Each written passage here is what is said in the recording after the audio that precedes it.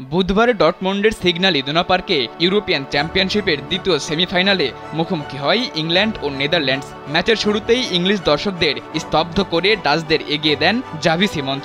Xavi সিমন্সের গোলে পিছিয়ে পড়ার পর সমতা টানেন হ্যারি কেইন।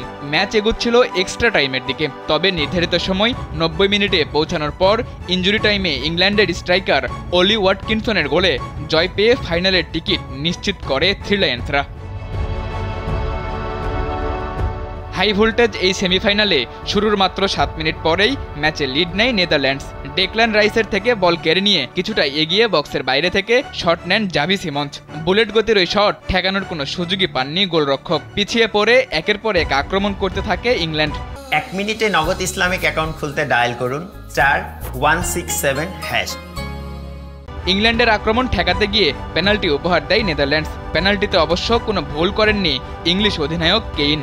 সঠিক দিকে ঝাঁপিয়ে পড়েও ইংলিশ অধিনায়কের শট ঠেকাতে পারেননি ডাচ গোলরক্ষক।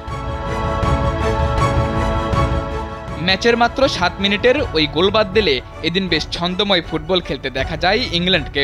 ইংলিশদের সামনে এদিন একাধিক সুযোগ ছিল এগিয়ে যাওয়ার।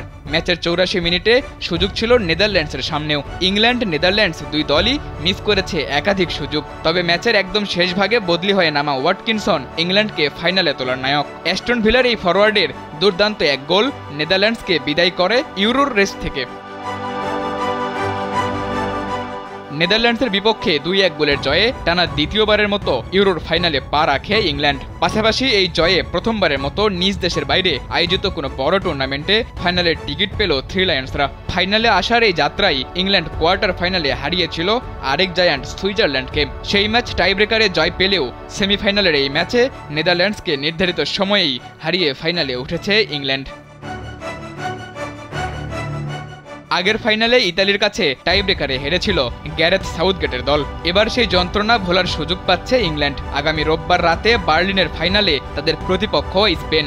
যদিও এই স্পেন আছে জয়ের ধারাবাহিকতায়, তবুও ম্যাচটা যে সহজ হবে না স্পেনের জন্য। সেমিফাইনালে ইংল্যান্ডের এমন দুর্দান্ত জয় সে কথাই বলে। সাদাতুর রাফি, কালবেলা।